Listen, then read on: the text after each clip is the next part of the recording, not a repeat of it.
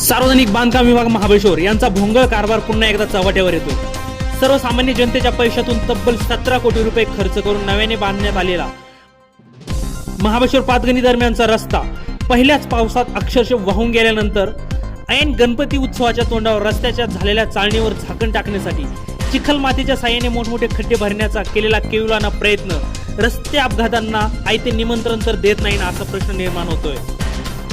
सत्य परिस्थिती पाहिल्यावर मनात नक्कीच अशा पद्धतीचे प्रश्न उपस्थित राहतात। ऐन सणासुदीच्या तोंडावर सर्वसामान्यांचे या रस्त्यावर दळण हे जीव घेणे बनत चाललेले आहे। खरं तर मुख्यमंत्र्यांच्या तालुक्यातील व महाराष्ट्राच्या नंदनवनातील हा सार्वजनिक बांधकाम विभागाचा भोंगळ कारभार पुन्हा एकदा चव्हाट्यावर येतोय।